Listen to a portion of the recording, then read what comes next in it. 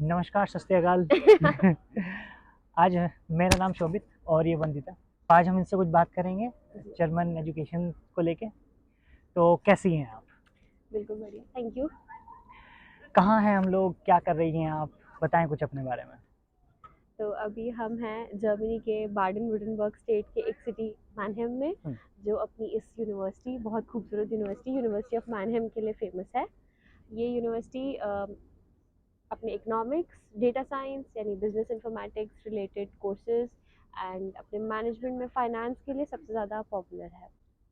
और कितना मुश्किल था यहाँ पे आना, या प्रोसेस कितना मुश्किल या कितना आसान था? As a non EU citizen थोड़े से हर्डल्स आते हैं, क्योंकि वीज़ा इंडिया से वीज़ा इशू करवाना जर्मनी के लिए काफ़ी लेंदी प्रोसेस हो सकता है। बट अगर उसकी बात करी जाए तो 3-4 स्टेप्स ही होते हैं। एक होता है आप एक एडमिशन ले लो पहले अपनी यूनिवर्सिटी में, फिर आप वीज़ा के लिए अप्लाई कर लो। आपका वीज़ा आ जाएगा तो आपको टिकट्स करानी है। जितना आसानी से मैंने बोल दिया उतना ही ज़्यादा टाइम लगता है इस अच्छा, चीज़ में। मैंने ये सुना है कि every process is very complex here in Germany. If the हाँ, process is not complex, then it's not German. Is it true? It is partially true, because यहाँ पे ब्यूरोक्रेसी बहुत ज़्यादा है, hmm, but at the same time सब कुछ बहुत disciplined है। तो अच्छा। आप एक ऑफ़िस में जाओ, आपका काम वहीं से ख़त्म होगा। आपको वो धक्के नहीं खिलवाएँगे, जिसे हम हाँ, कहते हैं कि इधर जाओ, उधर जाओ, उधर जाओ, नहीं, हाँ। वो सब नहीं है।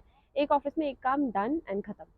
तो इसके लिए कुछ स्पेशल एग्ज़ाम्स दिए आपने, कि जस्ट सीधा आपने कि अप्लाई किया और आगे? मैंने पर्सनली कोई एग्ज़ाम नहीं दिया, मैंने सिर्फ़ आइएलटीएस का एग्ज़ाम दिया था, आइल्स। कोई जीआरई, जीमैट नहीं दिया, हुँ, क्योंकि मुझे आना था मास्टर्स के लिए।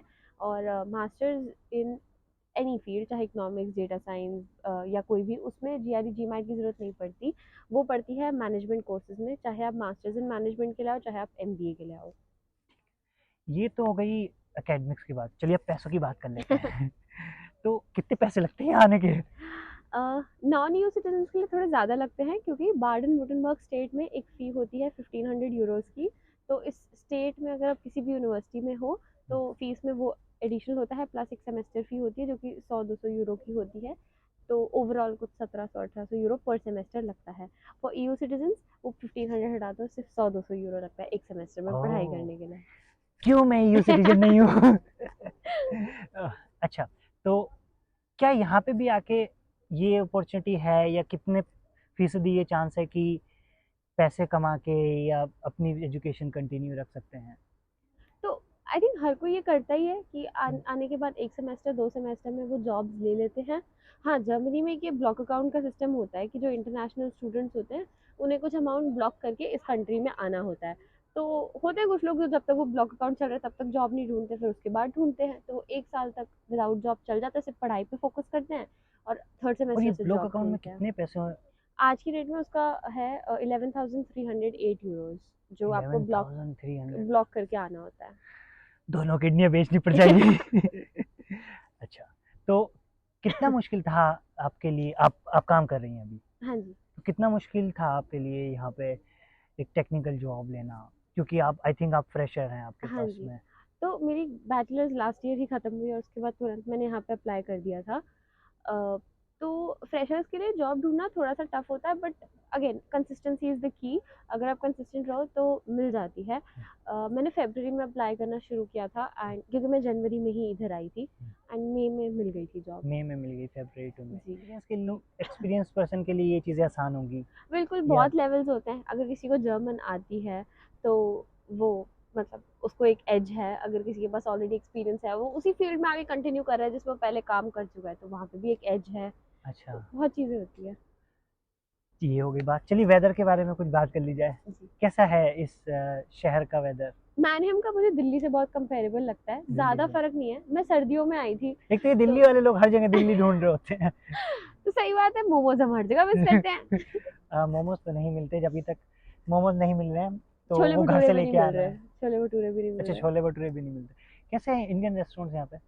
अच्छे हैं, सही है, बट इंडियन टेस्ट तो फिर हर कोई मिस करता ही है। अच्छा, पर काफ़ी हद तक अच्छे हैं, काफ़ी कंपेरेबल हैं। वेदर आपने कहा कि दिल्ली के जैसा है। हाँ, बस मतलब जैसे दिल्ली में 2 डिग्री भी गया, वो यहाँ पे -5 जाता है, हुँ, और गर्मियाँ थोड़ी कम पड़ती है यहाँ पे, लाइक 32-33 एट द मैक्स रहता है हुँ। टेम्परेचर।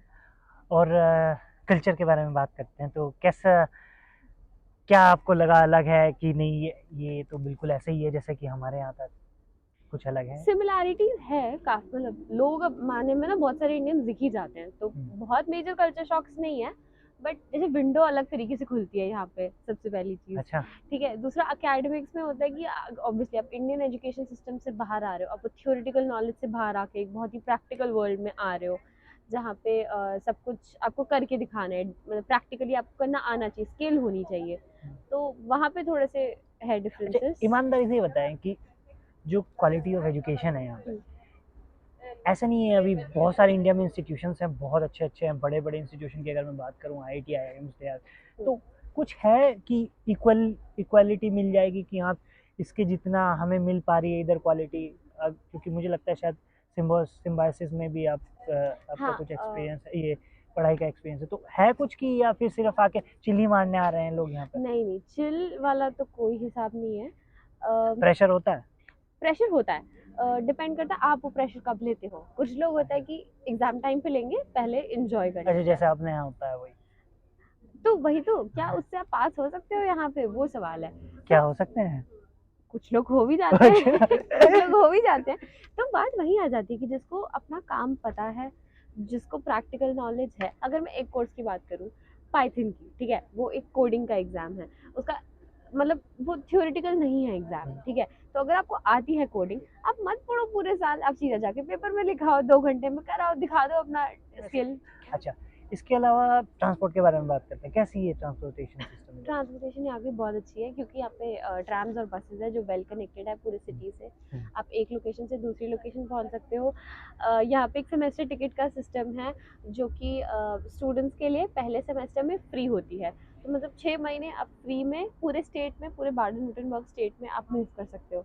ऑल्सो एक ट्रिक, इस टिकट से आप एक आधे दूसरी कंट्रीज के भी थोड़े से शहरों को एक्सेस कर सकते हो। जैसे अच्छा। फ्रांस में विजेंबर्ग हो गया, एंड स्विट्जरलैंड में बाजिल हो गया। यहाँ तक आप अपनी ये सेमेस्टर टिकट से जा सकते हो। तो अगर आप पहले 6 मंथ्स में ही चले गए, मतलब आप फ्री में 2 और देश देख के आए हो। मतलब जहाँ तक मुझे लग रहा है एकेडमिक से ज्यादा आपको इसके बारे में ज्यादा पता है। बिल्कुल, हर कोई रिसर्च करके आता है ऐसी चीज़ों के बारे में। चलिए, कुछ ऐसा है जो आप बताना चाहती हैं? क्योंकि हमने अभी बहुत ऐसे टॉपिक्स नहीं टच अप ऑन करे हैं टच अपॉन किए हैं। जो एक ही घंटा ले सकते हैं, हाँ, जब उनकी डेप्थ में जाएं तो। ठीक हो गया। तो उसके लिए हम और वीडियोस बना सकते हैं। वैसे अगर आप लोगों को पूछने हैं कुछ स्पेसिफिक क्वेश्चन, तो वो आप मुझे लिख सकते हैं, मेरे हैंडलर पे लिख सकते हैं, और कुछ अगर इनसे पूछने हैं तो इनकी मैं लिंक्डइन प्रोफाइल होगी, तो वहाँ पे आप लिख सकते हैं। बट इट्स गुड कि पहले एक बार वो गूगल कर लें आप, ठीक है? धन्यवाद, बहुत बहुत प्यार।